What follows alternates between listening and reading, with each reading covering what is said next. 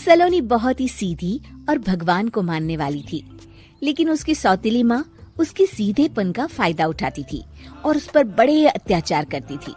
जरा सी चूक हो जाने पर उसकी खूब पिटाई करती।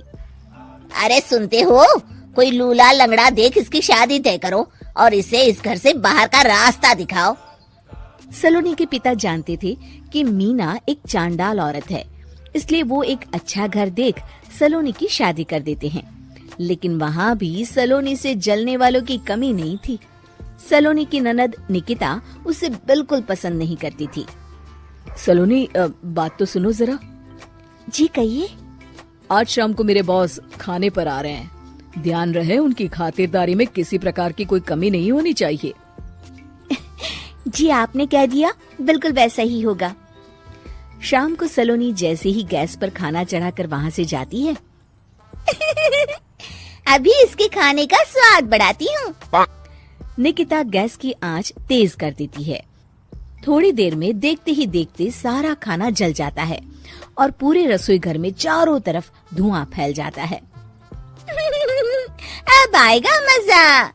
माँ जल्दी आओ, यहाँ देखो सलोनी ने किचन में आग लगा दी। अरे तेरा सत्यानाश हो, कल मुही तूने ये क्या कर दिया? सलोनी की सास उसे बहुत डांट फटकार लगाती है। तभी मोहन अपने बॉस के साथ घर में प्रवेश करता है। अरे भाई मोहन, ये क्या तुम्हारे घर का क्या हाल हो रखा है? लगता है खाना जल गया है। चलो खाने का प्रोग्राम कैंसिल करो, मैं अपने घर जाके खा लूंगा। सर दरअसल वो सर मुझे माफ कर दीजिए। अरे कोई बात नहीं, घरों में ये छोटी मोटी बातें होती रहती है। मैं समझ सकता हूँ, फिक्र मत करो, मैं नाराज नहीं हूँ और इस बात का तुम्हारे प्रमोशन पर भी कोई असर नहीं पड़ेगा। चलो अब चलता हूँ मैं। बॉस के जाते ही मोहन सलोनी पर भड़क उठता है और उसे खूब खरी खोटी सुनाता है। भगवान, मेरी माँ तो कहती थी कि अच्छे लोगों के साथ हमेशा अच्छा होता है, फिर मेरे साथ ही बुरा क्यों होता है? आखिर मेरी गलती क्या है?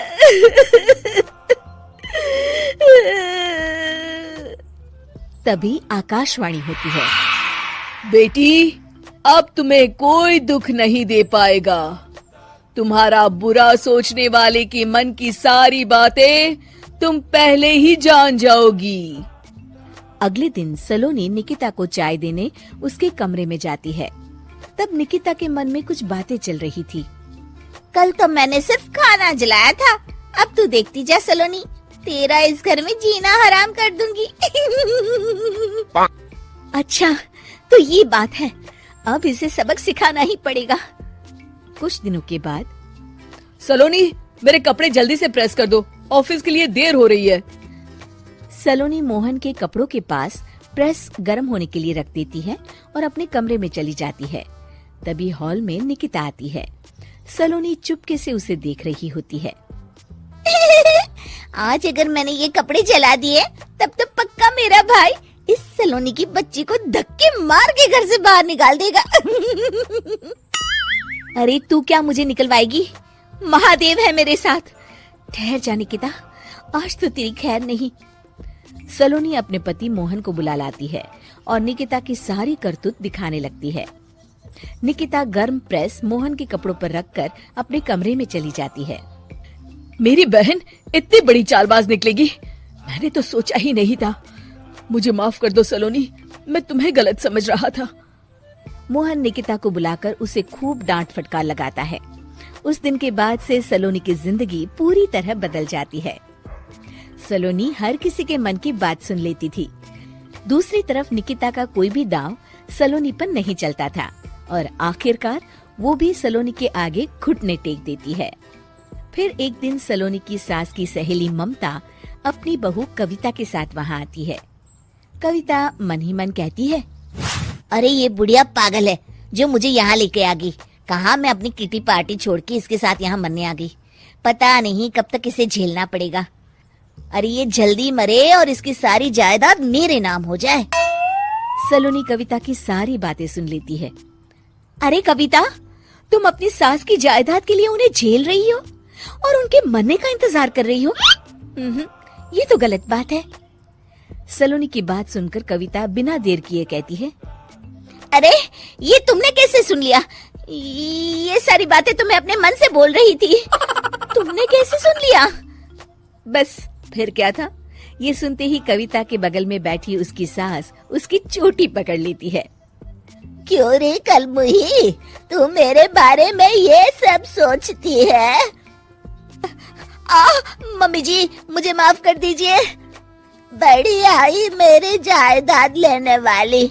मैं आज ही अपने वकील को बुलाकर सब कुछ छोटी बहू के नाम कर देती हूँ। चल घर चल, आज तेरी अच्छी खबर लेते हूँ। इस तरह सलोनी लोगों के मन की बातें सुन लेती थी, लेकिन धीरे धीरे सलोनी को एहसास होता है कि उसके आसपास के सारे लोग एक दिखावे की जिंदगी जीते हैं और सब एक दूसरे के बारे में बुरा ही सोचते हैं। हे भगवान, दुनिया में कैसे लोग हैं? सबके मन छल कपट से भरे हैं। मैं तो लोगों के मन की बातें सुन सुनकर तंग आ चुकी हूँ। मैं अपनी जिंदगी में अब बहुत खुश हूँ। अब आप मुझसे ये शक्ति वापस ले लीजिए भगवान। इस तरह भगवान सलोनी को दी हुई शक्ति वापस ले लेते हैं और सलोनी एक आम जिंदगी जीने लगती है।